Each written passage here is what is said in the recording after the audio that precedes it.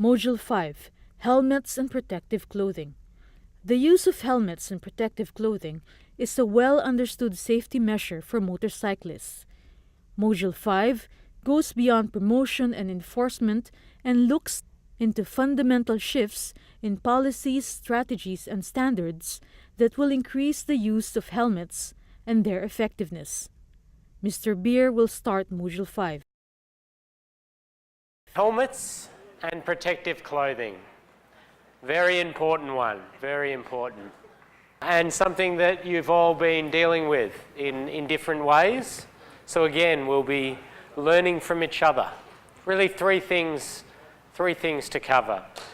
One of them is the behaviour with respect to road safety modelling, supervision and teaching.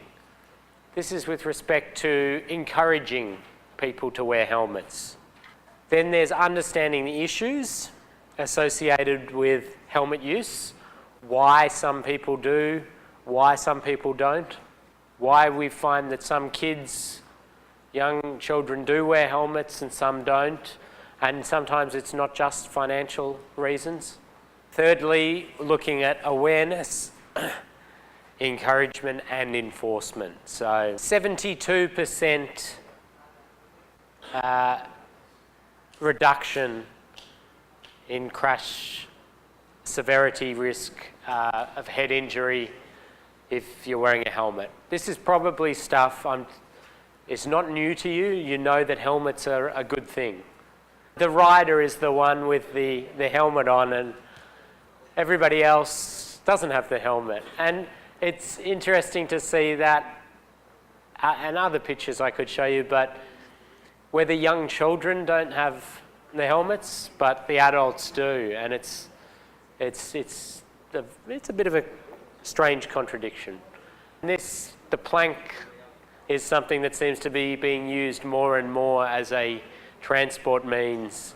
There's a difference between education and awareness, and this is something that we need to recognise, because often we fall into the trap of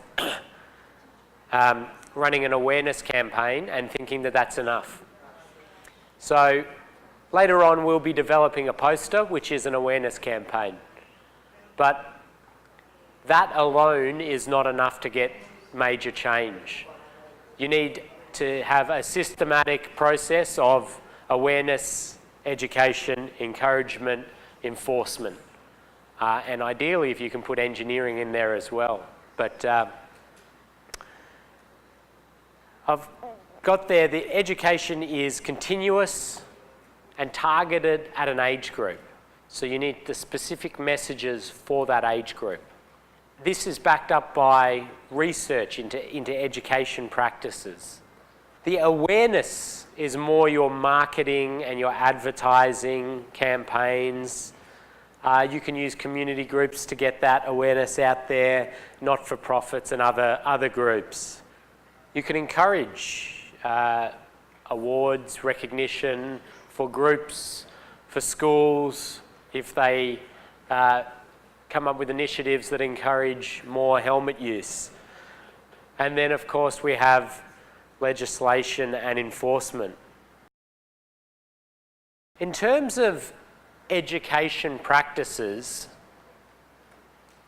and what works and what doesn't work, there is a huge amount of research on education, what works and what doesn't.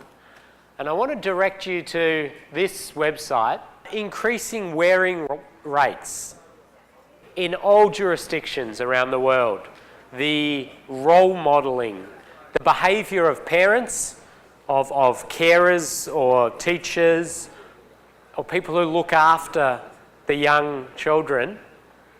The young children model their behaviour on these people. So in improving road safety and improving helmet wearing rates, we need to encourage those people to be good role models. If they're wearing helmets, then the children will want to wear helmets. So working with the schools is very important to get to the children, but also working with the teachers and the parents to get them to be role models is a great way to approach it. How does your region promote road safety modelling, supervision and teaching?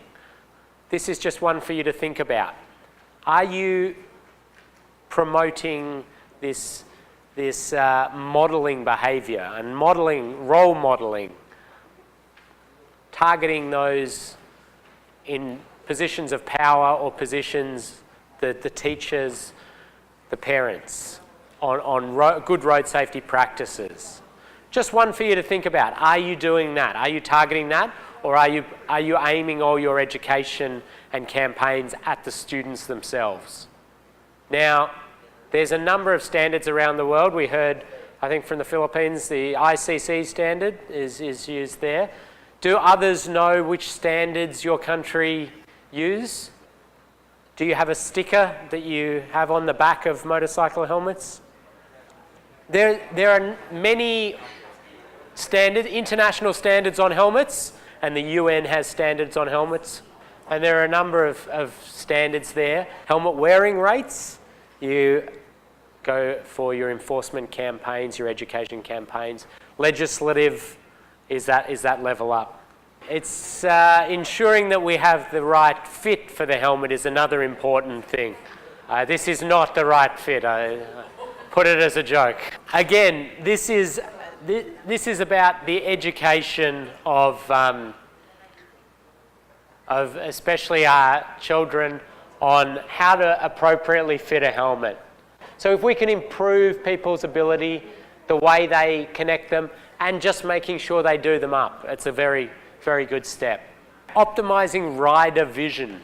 This is a very interesting one because in some countries, riders aren't seen as much as in other countries. In Vietnam, for example, you expect to see riders all the time. But in some other countries with smaller percentages of motorcycles, they're a little less common.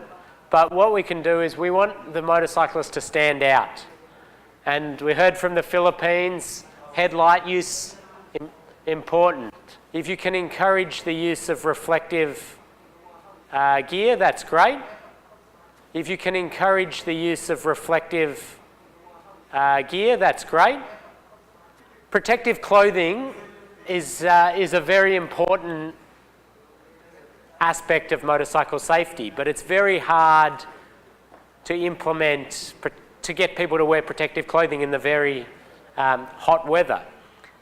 So, but what I do is, in the first instance, I'd be looking to get gloves. If people can wear gloves, motorcycle protective gloves. If people, in a motorcycle crash, the hands are often impacted.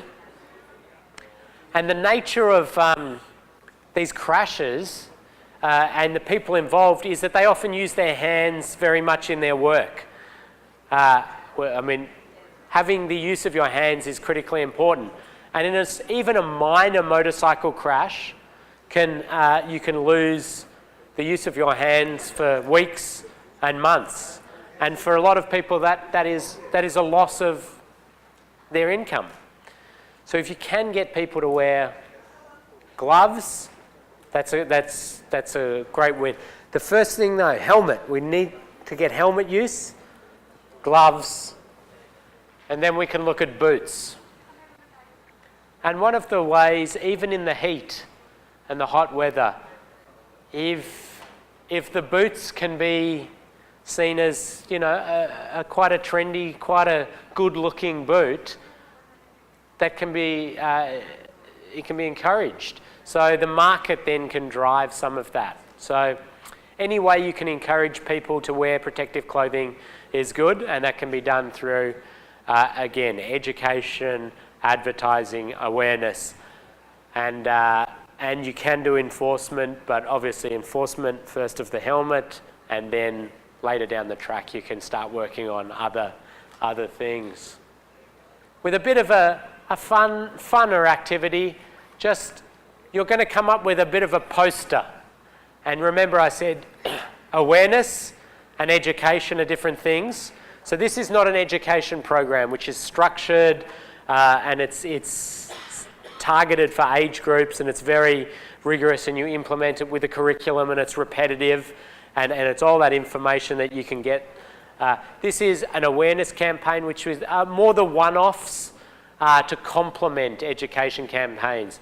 So I just want you to think of a message you would like to get out to a certain community group or to all of your, the whole community, trying to encourage the use of helmets or even the use of protective gloves. So it could be absolutely anything you want.